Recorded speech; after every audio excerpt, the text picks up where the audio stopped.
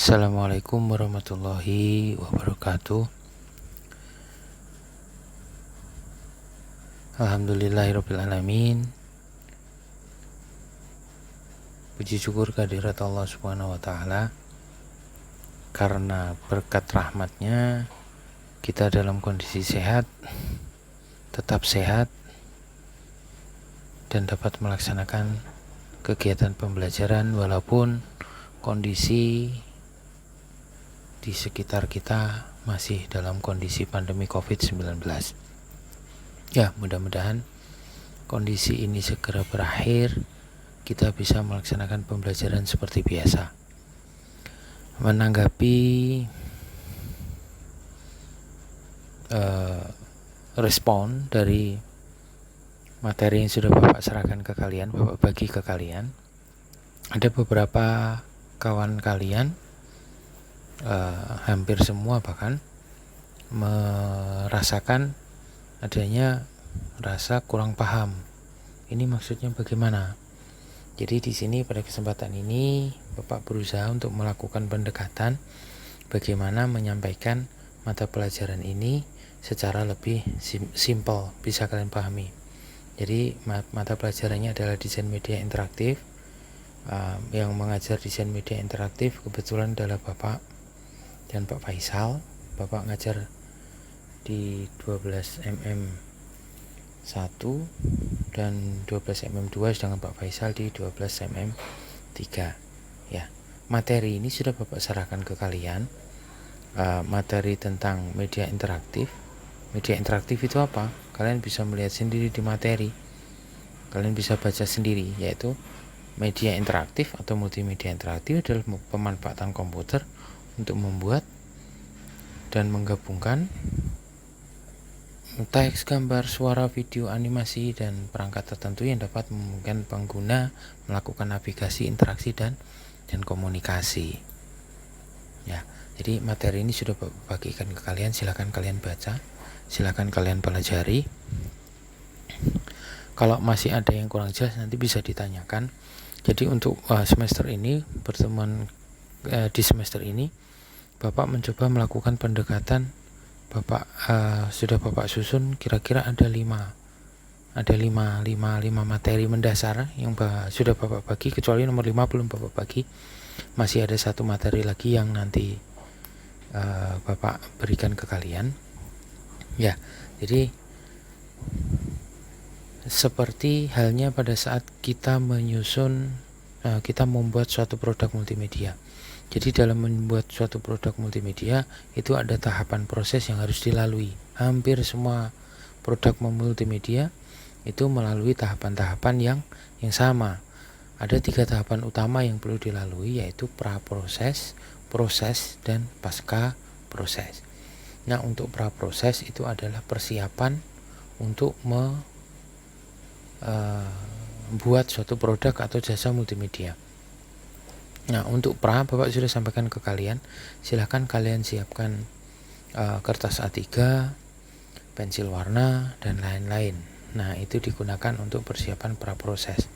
Kenapa harus menggunakan kertas A3? Karena pendekatan yang Bapak gunakan itu agak berbeda dengan yang biasa kalian pelajari. Mungkin di kelas 1 dan di kelas 2 mungkin beda. Mungkin kalian langsung praktek gitu ya. Untuk Bapak, pendekatan yang Bapak gunakan adalah skill, art, and passion. Art di sini, dalam artian art di sini adalah Bapak lebih mengedepankan bagaimana kalian bisa memunculkan nilai-nilai seni dari setiap produk atau hasil karya multimedia kalian. Kenapa?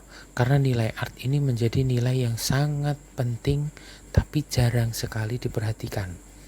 Nah, kebanyakan teknisi-teknisi multimedia, orang-orang yang bekerja di dunia multimedia, itu yang penting adalah membuat dengan skill yang bagus, jadi selesai. Nah, padahal unsur seni tidak bisa dilepaskan dari dunia multimedia itu sendiri ya. Jadi ada beberapa pembelajaran, ada beberapa konsep model pembelajaran yang bisa digunakan untuk menyampaikan mata pelajaran ini, yaitu klasikal, inquiry learning, problem based learning, dan project based learning. Nah, dari model-model pembelajaran ini, model pembelajaran klasikal adalah model pembelajaran yang selama ini mungkin kalian alami sejak dari SD, SMP sampai ke SMK, di mana model pembelajaran klasikal ini hanya kalian bertemu dengan guru menjelaskan, kalian mendengarkan dan kalian mencatat. Sudah seperti itu. Nah, perkembangan dari model klasikal adalah ada program model inquiry learning. Model inquiry learning ini adalah model pembelajaran yang berbasis aktivitas kalian. Berkebalikan dengan klasikal, inquiry meminta kalian untuk mencari dan menemukan jawaban sendiri dari sesuatu yang ditanyakan, sehingga bisa memunculkan rasa percaya diri kalian. Kalau problem based learning itu basisnya masalah. Jadi masalah itu diberikan atau kalian mencari masalah sendiri dan kalian secara individu ataupun kelompok menyelesaikan masalah itu sesuai dengan tahapan penyelesaian masalah. Nah, yang keempat itu adalah project based learning. Project based learning adalah metode belajar yang menggunakan proyek atau produk akhir sebagai kegiatannya. Nah, kebetulan metode yang Bapak gunakan adalah project based learning. Kenapa Bapak pakai project based learning? Ya, karena dengan project based learning kalian akan mengikuti tahapan-tahapan proses dari awal sampai akhir, dan kompetensi dasar yang harus disampaikan kepada kalian itu secara otomatis akan mengikuti sesuai dengan tahapan yang kalian lalui. Begitu tahapannya selesai, produknya selesai, maka kompetensi dasar sudah diserahkan semua ke kalian. Ya, secara mendasar tahapan-tahapan proses untuk membuat media interaktif itu dimulai dari penyiapan materi. Jadi seleksi materi dulu. Materi dipilih sesuai dengan keperluan, materi dapat diringkas, disalin dan dikelompokkan sesuai dengan bagian-bagiannya, sesuai dengan bagian-bagiannya. Begitu materinya sudah selesai, maka disusunlah diagram alir atau flowchart.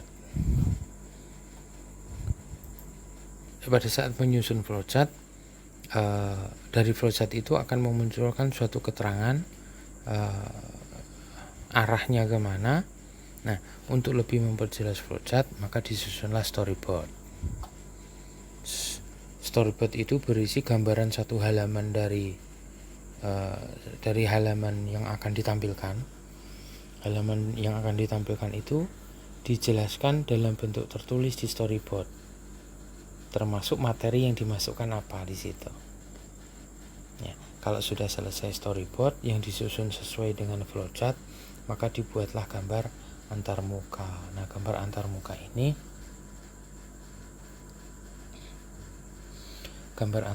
ini isinya secara visual halaman yang akan dibuat nanti seperti apa, halamannya seperti apa. Jadi nanti antarmuka ini yang digunakan sebagai dasar untuk membuat media interaktif. Secara mendasar seperti itu. Tapi pendekatan yang Bapak gunakan untuk penyediaan materi, ini alasannya kenapa Bapak minta kalian menyusun PowerPoint dari materi yang Bapak berikan. Nah, dengan kalian menyusun materi ke dalam bentuk PowerPoint, maka materi kalian itu sudah dikelompokkan. Nah, untuk pembuatan PowerPoint Bapak serahkan kepada kalian masing-masing. Silahkan kalian membuat PowerPoint sesuai dengan selera kalian masing-masing. Nah, PowerPoint ini nanti menjadi dasar desain antarmuka. Nah, pada saat Bapak minta kalian menyusun PowerPoint, Bapak meminta juga kalian membuat flowchart. Tapi ternyata banyak yang belum mengerti yang dimaksud dengan flowchart itu seperti apa. Jadi dari PowerPoint kalian itu dirubah ke dalam bentuk flowchart, diagram alir. Kalian tinggal melihat di dalam PowerPoint kalian itu ada berapa slide. Nah, setiap satu slide itu akan menjadi satu kotak flowchart. Nah, dari slide 1 ke slide 2 itu dibuatlah tanda panah sebagai navigasi. Nah, untuk pekerjaan media interaktif kalian nanti, materinya diambil dari PowerPoint kalian. Lalu kalian merubah flowchart PowerPoint digambarkan dalam bentuk flowchart PowerPoint. Nah, flowchart PowerPoint ini nanti kalian akan merubah menjadi flowchart interaktif sesuai dengan pengelompokan materi yang kalian susun di PowerPoint. Nah, maksudnya flowchart dari PowerPoint itu kan lurus. Dari slide 1, slide 2, slide 3 itu kan lurus. Nah, bentuk flowchart yang seperti ini biasa dikenal dengan flowchart linier. Jadi dari slide 1 ke slide 2 ke slide 3 dan seterusnya. Setelah itu kalian akan merubah flowchart itu ke dalam flowchart interaktif.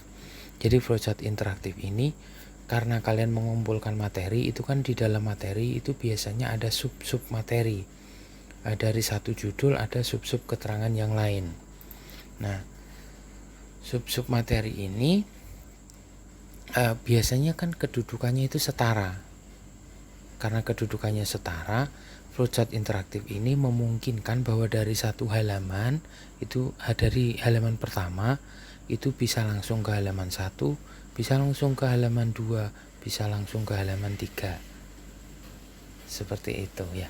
Kalau flowchart PowerPoint, maka kalau dari slide 1 dia harus mau ke slide 5, maka dia harus melalui slide 2, 3, 4 baru bisa ke slide 5. Ya, nanti ada gambaran lebih jelas lagi. Ya, begitu flowchart kalian sudah selesai, silakan dirubah ke dalam storyboard. Storyboardnya disusun di A3. Jadi kalian menggambar flowchart, menyusun storyboard dan membuat antarmuka ini di kertas gambar A3 kalian masing-masing ya. Storyboard sudah selesai storyboard, kalian akan menyusun antarmuka digambar di kertas A3 sama dan ditampilkan per halaman lengkap, diberi warna yang baik sehingga menghasilkan hasil yang baik. Langkah kerjanya adalah kalian siapkan 2 lembar kertas A3 yang masih tersambung. Kalian bisa ambil di bagian tengah buku gambar ya. Jadi saran Bapak, kalian silakan beli buku gambar yang satu buah buku gambar, kalian ambil bagian tengahnya.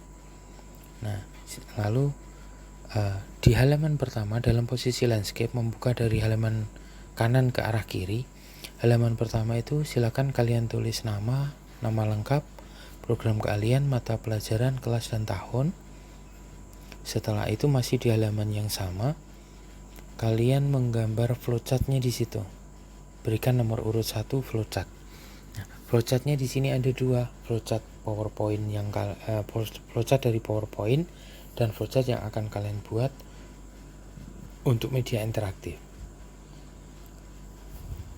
Lalu kalian bisa menyusun storyboard di halaman berikutnya. Kalian beri nomor urut 2 storyboard. Lanjutkan dengan menggambar tampilan antarmuka di halaman selanjutnya. Kemudian berikan nomor urut 3. Nah, pekerjaan yang kalian kerjakan ini kalian kerjakan secara berurutan, lalu kalian lengkapi setiap bagian pekerjaan dengan unsur-unsurnya. Kalian perhatikan kerapian pekerjaan dan nilai estetisnya.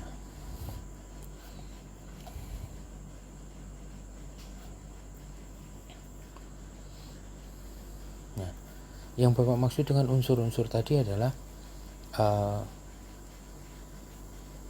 flowchart. Misalkan flowchart, di dalam flowchart itu harus memuat struktur flowchartnya apa, navigasi panahnya digambar, hubungan antar halamannya ada.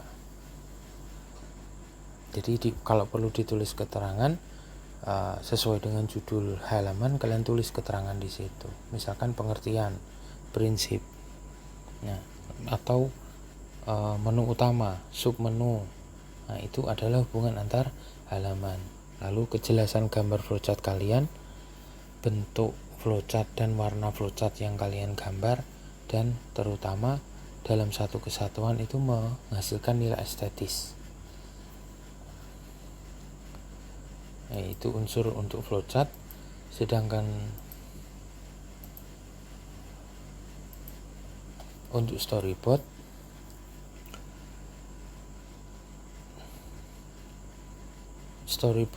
di dalam storyboard harus memuat format storyboardnya apa. materi yang ditampilkan apa. Materi ini otomatis materi dari PowerPoint tadi. Lalu storyboard kalian ada narasinya. Nah, ada narasinya apa enggak, ini opsional, silakan, saran Bapak silakan ditambahkan. Walaupun untuk penilaian narasi Bapak melakukan penilaian tetap sesaat media interaktif kalian sudah dirubah dalam bentuk flash. Ya, jadi gini.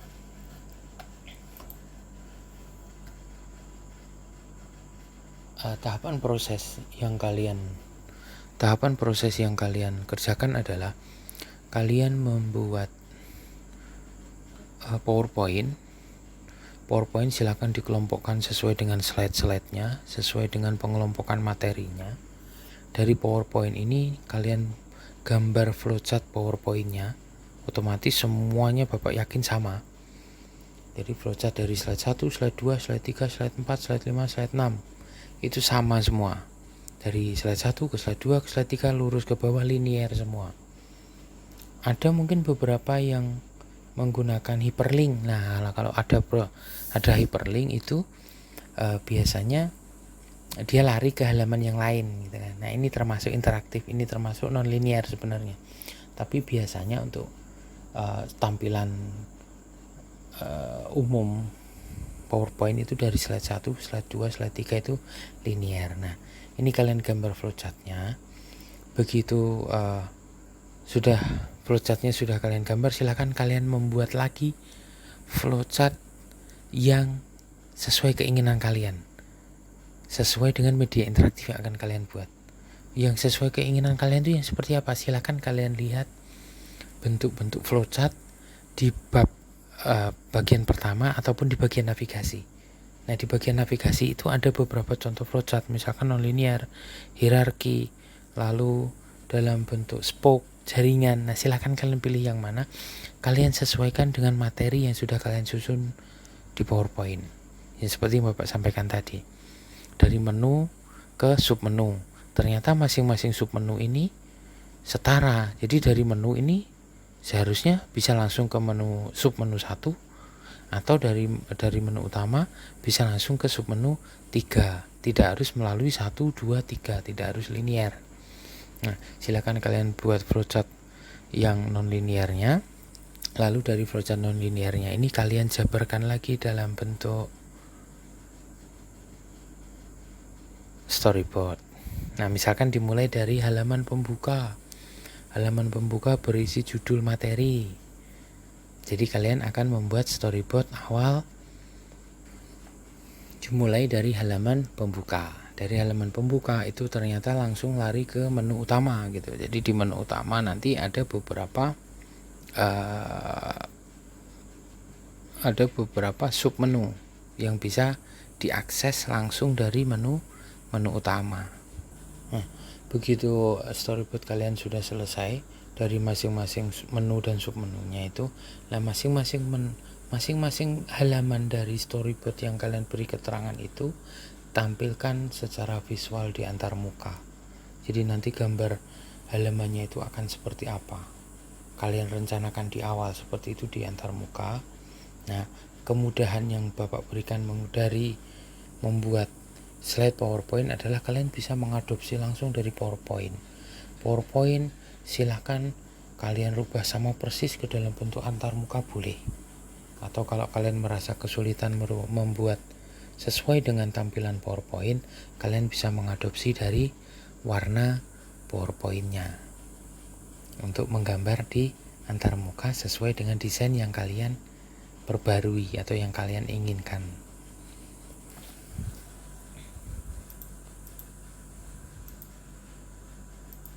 Nah, jadi kita sampai di tahap itu. Jadi nanti kalian akan Bapak beri materi yang lebih bervariatif nanti. Jadi intinya kalian akan membuat sketsa dulu. Kita kumpulkan sketsa sebanyak-banyaknya sebelum nanti kalian rubah ke dalam bentuk media interaktif flash. Nah, jadi aplikasi yang kita gunakan adalah flash profesional yang sudah kalian pelajari lebih dulu pada saat kalian kelas 11 membuat animasi. Nah, jadi flowchart storyboard antarmuka ini kalian akan membawa dan kalian masukkan ke dalam Flash profesional. Jadi mungkin itu dulu, kurang lebihnya Bapak mohon maaf. Nanti kalau ada yang ditanyakan silahkan ditanyakan di grup WA, bisa ditanyakan. Kalau ada yang kurang jelas, kurang lebihnya mohon maaf. Wabillahi taufiq wal hidayah. Assalamualaikum warahmatullahi wabarakatuh.